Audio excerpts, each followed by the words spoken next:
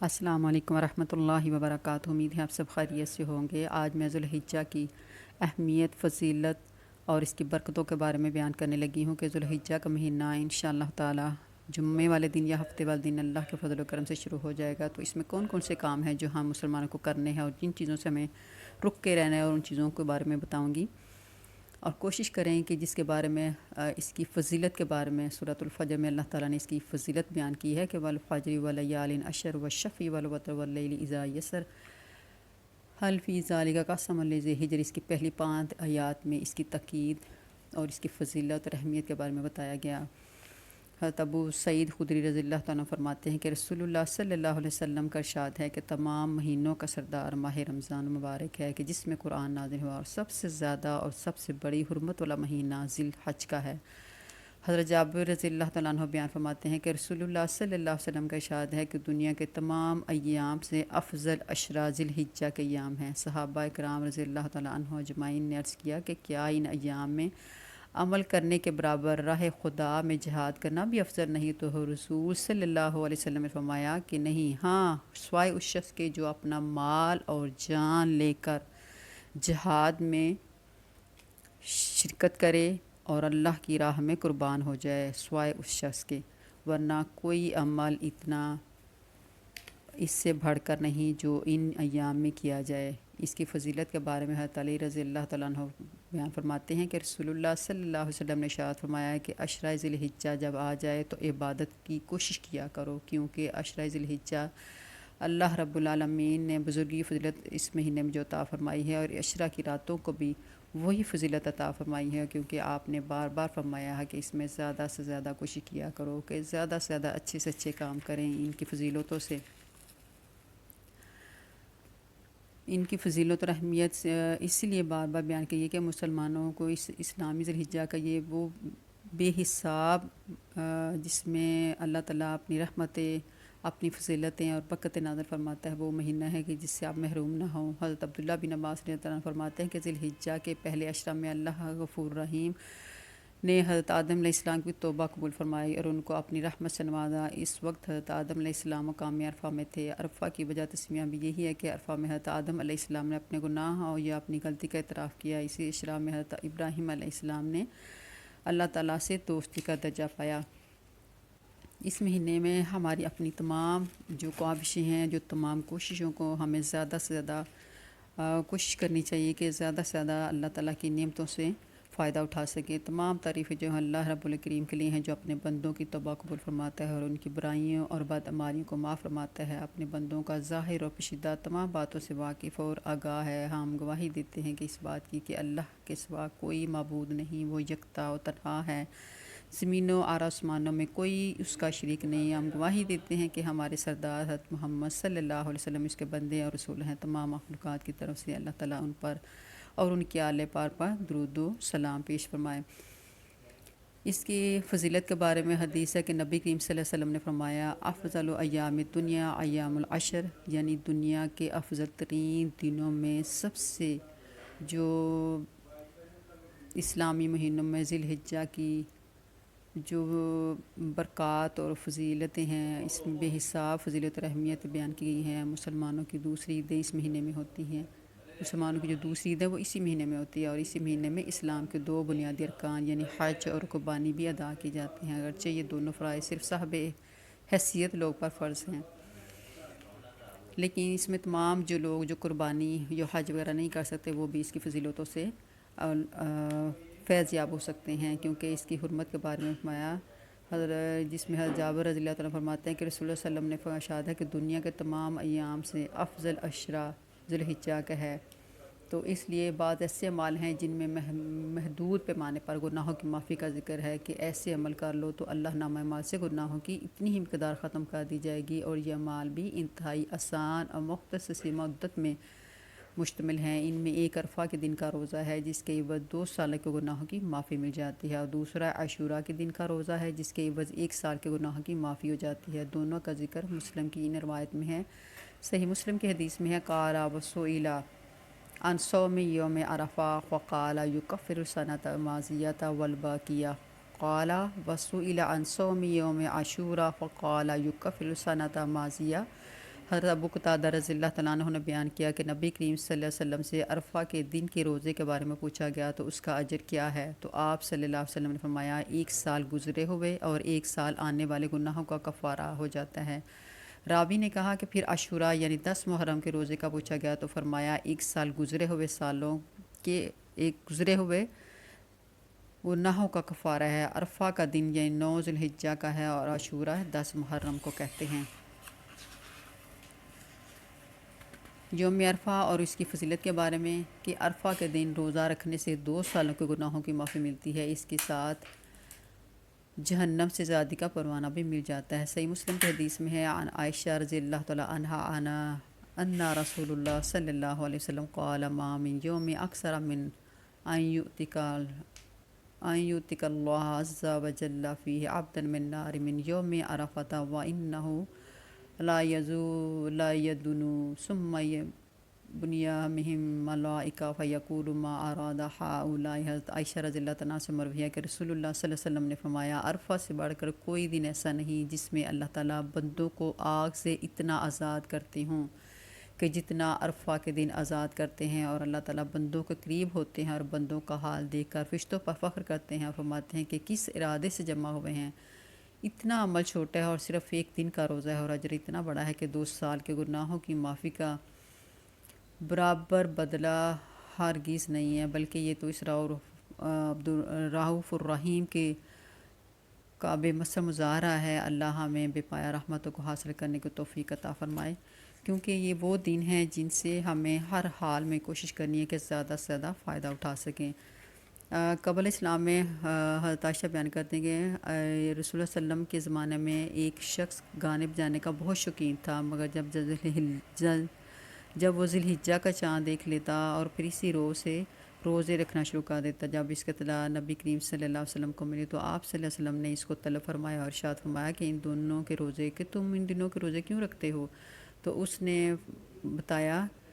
کہ یا رسول اللہ صلی اللہ علیہ وسلم، یہ دن تو عبادت اور حج کے ہیں اور میں یہ خواہش ہے کہ اللہ تعالیٰ ان دعاؤں کے صدقے میں مجھے بھی شریک فرما دے۔ نبی کریم صلی اللہ علیہ وسلم نے فرمایا کہ اے شخص، تو جو روزہ رکھتا ہے تو ہر دن کے روزے کے عوض تجھے 100 غلام آزاد کرنے اور 100 اونٹ قربان کرنے کے، حرم شریف کو روانہ کرنے اور 1000 گھوڑے جہاد میں سوار کرنے کے دینے کے برابر ثواب حاصل ہوگا۔ اور عرفہ کے روزے کے عوض 2000 غلام آزاد کرنے، 2000 اونٹ قربان کرنے کے بیچنے اور 2000 جہاد میں سواری کے لیے دینے کا ثواب ہوگا، اور سال بھر پہلے اور سال بھر بعد کے روزوں کا بھی ثواب ملے گا۔ اس لیے ہمیں بھی کوشش کرنی ہے کہ زیادہ سے زیادہ ان دنوں میں اچھے سے اچھے کام کر سکیں، جتنے اپنے گناہوں کو بخشوا سکیں وہ کوشش کریں، کیونکہ یوم عرفہ کی فضیلت کے بارے میں ارشاد ہے کہ الیوم اکملت لکم دینکم واتممت علیکم نعمتی ورضیت لکم الاسلام دینا۔ سورۃ المائدہ کی آیت نمبر 2 ہے کہ یعنی آج کے دن میں نے تمہارا دین کامل یعنی مکمل کر دیا اور اپنی نعمتوں کو پورا کر دیا اور اسلام کو تمہارے لیے بطور دین منتخب کیا۔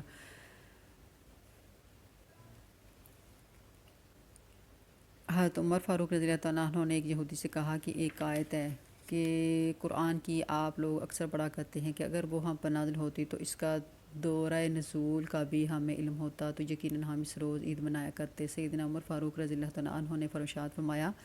یہ تو بتلاؤ کہ آیت کون سی ہے؟ تو اس یہودی نے الیوم اکملت لکم دینکم پڑھی تو سیدنا عمر فاروق رضی اللہ تعالیٰ عنہ نے ارشاد فرمایا ہمیں یہ سب معلوم ہے کہ یہ کس روز اور کس مقام پر نازل ہوئی۔ سنو، یہ آیت مبارک عرفہ کے روز جمعۃ المبارک کے دن نازل ہوئی۔ ہم لوگ رسول اللہ صلی اللہ علیہ وسلم کی معیت میں میدان عرفات میں جمع تھے، اور اللہ غفور رحیم کا لاکھ شکر ہے کہ یہ دن ہمارے لیے عید کے دن ہی ہیں، یعنی روزہ جمعۃ المبارک اور یوم حج۔ اور یاد رکھنا کہ جب تک روئے زمین پر ایک بھی مسلمان رہے گا یہ ایام ہمارے لیے بہت قیمتی ہوں گے۔ اسی طرح حضرت جابر رضی اللہ عنہ فرماتے ہیں کہ رسول اللہ صلی اللہ علیہ وسلم کے ارشاد ہے کہ عرفہ روزہ جو ہے یہ روزے عرفہ افضل، اس دن سے کوئی دن افضل نہیں۔ اس دن زمین والوں کے ذریعے آسمان والوں پر اللہ تعالیٰ فخر کرتا ہے اور ان سے فرماتا ہے کہ اے میرے فرشتوں، ذرا میرے بندوں کو تو دیکھو کہ یہ کیسے پراگندہ غبار آلود بالوں کے ساتھ دور دراز راستوں سے آئے ہیں، یہ صرف میری رحمت کے ہی امیدوار ہیں اور میرے عذاب سے ڈرتے ہیں۔ چنانچہ روزے عرفہ سے زیادہ دوزخ سے رہائی کا دن کوئی دوسرا دن نہیں ہے۔ حضرت نافع کی روایت کچھ یوں ہے کہ حضرت عبداللہ بن عمر رضی اللہ عنہ نے ارشاد فرمایا کہ میں نے خود سنا کہ رسول اللہ صلی اللہ علیہ وسلم نے فرمایا کہ عرفہ کے دن اللہ تعالیٰ اپنے بندوں کو رحم و کرم کی نظر سے دیکھتا ہے، جس شخص کے دل میں بھی ذرا برابر بھی ایمان ہوتا ہے اس کو بھی بخشے بغیر نہیں چھوڑتا۔ میں نے حضرت عبداللہ بن عمر رضی اللہ عنہ سے عرض کیا کہ کیا سب لوگوں کو بخش دیتا ہے یا صرف عرفہ والوں کو؟ فرمایا نہیں، بلکہ سب لوگوں کو، اللہ جو ایمان والے ہیں اللہ تعالیٰ سب کو بخش دیتا ہے۔ حضرت طلحہ رضی اللہ عنہ سے روایت ہے کہ حضرت عبداللہ فرماتے ہیں رسول اللہ صلی اللہ علیہ وسلم نے ارشاد فرمایا کہ عرفہ کے دن سے زیادہ کسی بھی دن شیطان کو ذلیل و خوار، پسینے پسینے اور غضبناک نہیں دیکھا گیا، کیونکہ اس دن اللہ تعالیٰ کی رحمت کا نزول اور بندوں کے گناہوں کی مغفرت اس کو صاف صاف نظر آ رہی ہوتی ہے۔ حضرت عبداللہ بن عمر فاروق رضی اللہ عنہ فرماتے ہیں کہ روز عرفہ کی شام کو ہمارے ساتھ رسول اللہ صلی اللہ علیہ وسلم نے قیام فرمایا۔ جب چلنے کا ارادہ فرمایا تو لوگوں کو خاموش کرایا، تو جب تمام لوگ خاموش ہو گئے تو ارشاد فرمایا کہ اے لوگوں، تمہارے رب نے اس دن تم پر بڑا کرم فرمایا، تمہاری نیکیوں کے طفیل تمہارے بدوں کو بھی جو کچھ انہوں نے مانگا بخش دیا، اور سوائے باہمی ایذا رسانیوں کے تمہارے تمام گناہوں کو معاف فرمایا۔ چلو اللہ کا نام لے کر چلو۔ یوم عرفہ کے بارے میں نبی کریم صلی اللہ علیہ وسلم ابو ہریرہ رضی اللہ تعالیٰ عنہ فرماتے ہیں کہ رسول اللہ صلی اللہ علیہ وسلم نے ارشاد فرمایا کہ جو شخص عرفہ کے روز ظہر اور عصر کے درمیان 4 رکعتیں پڑھتا ہے، اللہ تعالیٰ تبارک تعالیٰ اس کے ہر لفظ کے عوض جنت میں اس کا درجہ اتنا ہی بلند کرتے جاتے ہیں۔ تو یوم عرفہ کی فضیلت کے بارے میں حضرت زید رضی اللہ تعالیٰ عنہ فرماتے ہیں کہ نبی کریم صلی اللہ علیہ وسلم نے ارشاد فرمایا کہ جو بھی یوم عرفہ کو روزہ رکھتا ہے اللہ تبارک و تعالیٰ اس کے 1 سال پہلے کے اور 1 سال بعد کے گناہ معاف فرما دیتا ہے۔ حضرت ابو قتادہ کا بیان ہے کہ فرمایا رسول اللہ صلی اللہ علیہ وسلم نے کہ یوم عرفہ کا روزہ 2 سال کے گناہوں کا کفارہ ہے، 1 سال گزشتہ سال کا اور 1 آئندہ آنے والے سال کا۔ تو اس لیے ہمیں ان دنوں میں زیادہ سے زیادہ کوشش کرنی چاہیے کہ جو کون سے کام کرنے جائیں۔ ایک تو سب سے پہلے کہ جب آپ اس کا چاند دیکھیں تو سب سے پہلے آپ نے جو کام کرنے ہیں وہ نیا چاند دیکھنے کی دعا پڑھنی ہے کہ اللہم اہلہ علینا بالامن والایمان والسلامتی والاسلام ربی وربک۔ اللہ جامع ترمذی کی حدیث نمبر ہے 498 کہ اے اللہ اس چاند کو ہم پر برکت اور ایمان و سلامتی سے نمودار فرما۔ اے چاند میرا اور تیرا رب اللہ تعالیٰ ہے۔ اس کے بعد نبی کریم صلی اللہ علیہ وسلم نے فرمایا کہ آپ زیادہ سے زیادہ کوشش کریں کہ جس نے قربانی کرنی ہے یا نہیں کرنی وہ جیسے ہی اس کا چاند دیکھے تو اس کے چاند دیکھنے کی دعا پڑھنے کے بعد تکبیریں کہنا شروع کر دیں۔ تکبیریں کہیں، اس کے ساتھ ساتھ آپ نے یہ اللہ تبارک و تعالیٰ کا جو ہے ذکر اذکار شروع کر دیں، تکبیریں پڑھیں، بال اور اپنے ناخن جو ہیں وہ کٹوا لیں چاند نکلنے سے پہلے۔ چوتھا کام وہ جو آپ نے روزہ رکھیں، چاہے تو یکم سے شروع کر دیں، 9 تک آپ روزہ رکھیں۔ 9 دنوں کے بارے میں روزے کا اہتمام بھی ہے۔ عرفہ کے دن کا روزہ پہلے آپ کو بتایا کہ اس کے پچھلے سال اور آنے والے سال کا کفارہ ہے، اس لیے کوشش کریں کہ ان دنوں میں قرآن کو زیادہ سے زیادہ پڑھیں، اللہ کا کثرت سے ذکر کریں۔ اس میں سبحان اللہ، الحمدللہ، اللہ اکبر کی بڑی تاکید بیان کی گئی ہے۔ اس کے علاوہ حسبی اللہ لا الہ الا هو علیہ توکلت وہو رب العرش العظیم۔ اس کے علاوہ یا حی یا قیوم برحمتک استغیث اور تکبیریں اللہ اکبر لا الہ الا اللہ واللہ اکبر للہ الحمد، کیونکہ اس کی تکبیروں کے بارے میں بھی مختلف اقوال ہیں۔ سیدنا عبداللہ بن عمر، ابن مسعود، حضرت علی اور حضرت عمر رضی اللہ تعالیٰ عنہ سے جو روایت مرفوع آ رہی ہے اس میں جو انہوں نے تکبیریں بتائیں اس کے بارے میں اللہ اکبر لا الہ الا اللہ واللہ اکبر للہ الحمد۔ اسی طرح منصف ابن شعبہ کی روایت میں ہے کہ سیدنا عبداللہ بن عباس روایت بیان کرتے ہیں کہ انہوں نے جو تکبیریں پڑھی ان کے بارے میں فرمایا اللہ اکبر لا الہ الا اللہ واللہ اکبر للہ الحمد، کہ اس میں اللہ اکبر کا ایک اضافہ ہے۔ اور جو سلمہ رضی اللہ تعالیٰ عنہ کی روایت میں ہے کہ حجر ابن سقلانی نقل بیان کرتے ہیں فتح الباری میں کہ اللہ اکبر کبیرہ۔ تو یہ 3 جو کثرت سے روایات بیان کی گئی ہیں ان کے بارے میں کہ اللہ اکبر لا الہ الا اللہ واللہ اکبر للہ الحمد، کہ ان میں سے آپ کوئی سی بھی تکبیریں زیادہ سے زیادہ پڑھیں۔ صبح و شام اللہ کا ذکر اذکار کریں، زیادہ سے زیادہ لوگ کے کام آئیں، جن میں آپ ذکر اذکار کرنے کے ساتھ کسی کے اور اس میں کثرت سے صدقہ خیرات کریں۔ حسبی اللہ لا الہ الا ہو علیہ توکلت وہو رب العرش العظیم یا حی یا قیوم، اس کی بڑی فضیلت بیان ہوئی ہے۔ نوافل پڑھیں، 2 رکعتیں پڑھیں جس میں حج اور عمرے کا ثواب ہے۔ فجر کی نماز کے بعد آپ بیٹھیں، وہیں پہ اللہ کا ذکر اذکار کریں اور 2 رکعت نفل پڑھیں، 2 پڑھیں، 4 پڑھیں۔ اس کے بارے میں چاشت کے نفل ہے جن کے بارے میں مقبول حج اور عمرے کا ثواب ہے۔ اس کے علاوہ ظہر کی 4 سنتیں ہیں، عصر کی 4 سنتیں ہیں جن کے بارے میں نبی کریم صلی اللہ علیہ وسلم نے فرمایا کہ جو پڑھے گا اللہ تعالیٰ اس کے لیے جنت میں ایک گھر بنائیں گے۔ اس کے علاوہ انسان کی جو اس میں تقدیر بدل دی جاتی ہے، ہمارے ذکر اذکار کریں، زیادہ سے زیادہ صدقہ اور خیرات کریں۔ حضرت صلی اللہ علیہ وسلم نے فرمایا کہ صدقے سے گناہ معاف ہوتے ہیں، اللہ کا غصہ ختم کرتی ہے، قیامت کے روز عرش کا سایہ نصیب ہوگا۔ دوسروں کے زیادہ سے زیادہ خیر خواہی کے کام کریں، کوشش کریں کہ ضرورت مندوں کے کام آئیں۔ اگر کسی کی ضرورت مند کے لیے اس کے ساتھ جا کر کام کرنا پڑے تو وہ زیادہ افضل ہے، اور جتنے آپ زیادہ سے زیادہ نیکی کے کام کر سکتے ہیں وہ ضرور کریں۔ اس کے علاوہ نبی کریم صلی